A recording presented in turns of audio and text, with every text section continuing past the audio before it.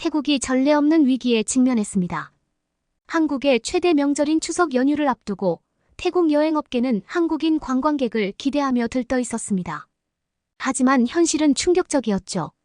추석 연휴가 다가왔음에도 불구하고 정작 태국 현지 공항에는 한국인 관광객은커녕 오히려 한국에서 단체로 쫓겨난 태국인 불법 체류자들 가득하자 당황하는 모습입니다. 한때 관광 천국으로 불리던 태국 공항에는 한국인 관광객 대신 황량한 공항을 보고 절망에 빠져 있는 모습인데요. 얼마 전까지 한국 따위는 필요 없다며 오만한 태도를 보이던 태국이 이제는 한국에 애걸복걸하는 모습입니다.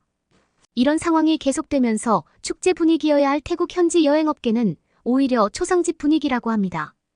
대체 태국에서는 한국을 얼마나 호구로 생각했기에 이런 상황이 벌어진 걸까요?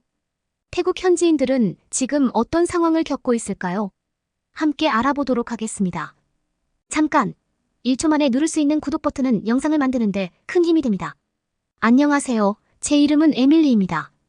CNN의 국제문제 담당 기자죠. 지금 저는 뉴욕에서 방콕으로 가는 비행기에 앉아 있습니다. 15시간이나 되는 긴 비행 동안 솔직히 좀 지루하네요. 하지만 이번 취재가 너무나 기대돼서 그런지 잠은 오지 않아요.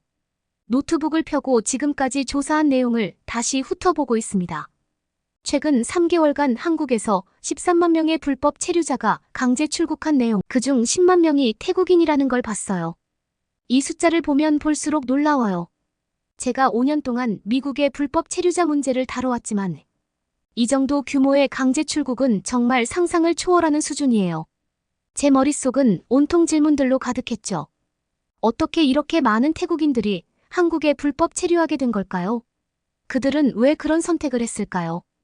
그리고 이렇게 대규모로 추방된 후 태국 사회는 어떤 영향을 받고 있을까 궁금했어요. 창밖으로 끝없이 펼쳐진 구름을 바라보며 한숨을 쉬었습니다. 이번 취재가 쉽지 않을 거란 걸 알아요. 하지만 동시에 가슴이 뛰는 걸 느꼈죠. 이 이야기가 단순히 한국과 태국의 문제를 넘어 전 세계적인 이주 문제의 한 단면을 보여줄 수 있을 거라고 확신하거든요. 노트북 화면을 아래로 스크롤하며 최근 뉴스들을 다시 훑어봅니다. 한국의 불법 체류자 단속 강화, 태국인들의 반한 감정. SNS에서 번지는 밴코리아 운동 상황이 꽤나 심각해 보였어요. 특히 태국 여행업계의 반응이 눈에 띄었습니다. 처음에는 한국인 관광객을 거부하더니 경제적 타격이 커지자 다시 한국 관광객 유치에 열을 올리는 모습. 이런 이중적인 태도가 과연 효과가 있을지 의문이 들었어요. 잠시 눈을 감고 이번 취재의 의미를 곱씹어 보았고 미국에서도 불법 체류자 문제는 항상 뜨거운 감자인 걸 생각했어요.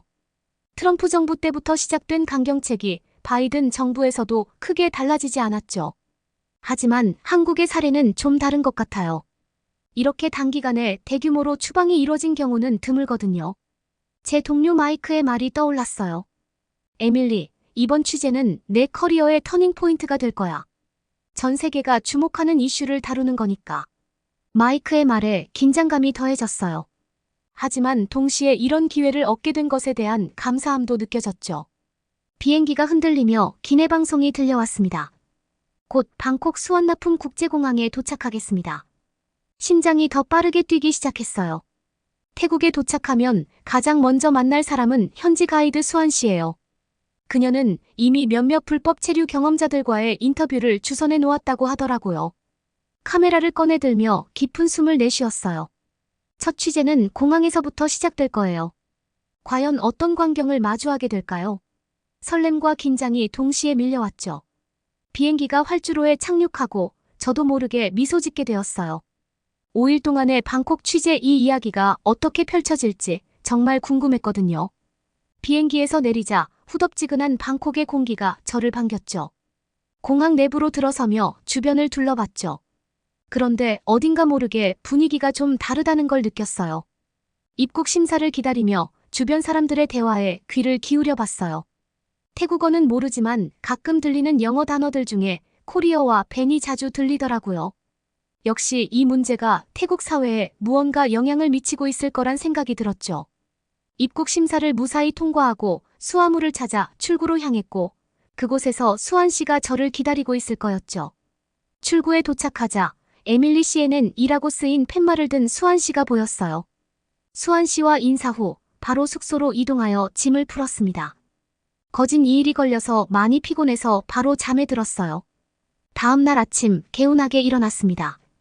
오늘은 태국 관광청 관계자와 인터뷰 약속이 잡혀 있거든요. 정부 측 입장을 들어보는 게 꼭 필요하다고 봤죠. 관광청 건물에 도착했는데 분위기가 심상치 않아 보였습니다. 직원들이 분주히 오가고 있었어요. 한국인 관광객 급감 문제로 정신없는 모양이죠.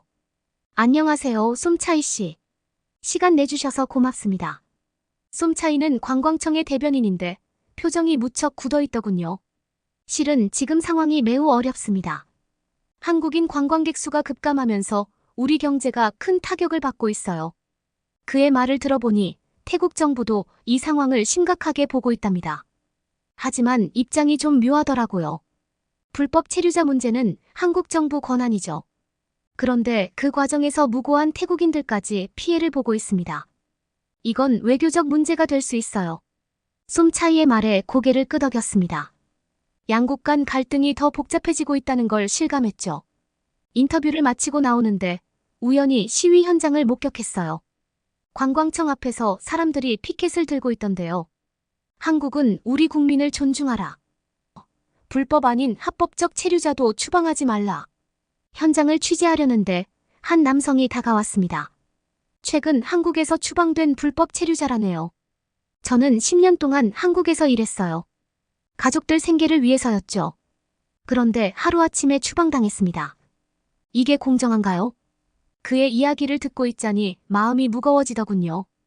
불법 체류가 잘못됐다는 건 알지만 그들의 사정도 이해가 되는 거려.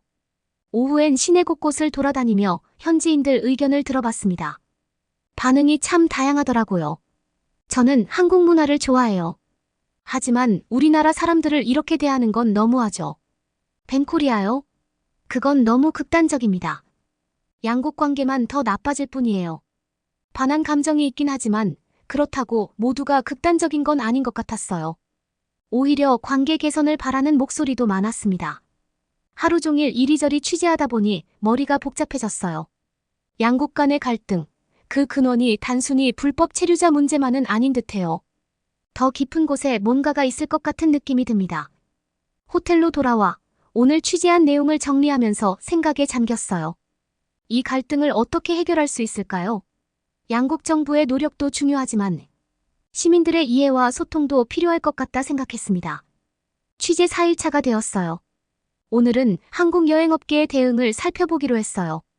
방콕에 있는 한국 여행사 지사를 찾아갔죠. 오지환 지사장님을 만났는데 예상과 달리 그의 표정이 밝아 보이더라고요. 태국 관광객이 줄어든 건 사실이에요. 하지만 우리는 이미 다른 방향으로 눈을 돌렸습니다. 오 지사장의 말에 귀가 쫑긋 섰어요. 그가 컴퓨터 화면을 보여주며 설명을 이어갔죠. 보세요. 베트남 패키지 예약이 300% 늘었어요. 필리핀도 200% 이상 증가했고요. 놀라운 수치였어요. 어떻게 이런 변화가 가능했는지 물어봤죠. 우리는 위기를 기회로 삼았어요. 태국 여행이 어려워지자마자 다른 동남아 국가로 관광객을 유도하는 새로운 패키지를 만들었죠. SNS 마케팅도 적극 활용했고요. 한국 여행업계의 빠른 대응과 유연성에 감탄했어요. 이어서 그는 흥미로운 얘기를 더 들려줬습니다.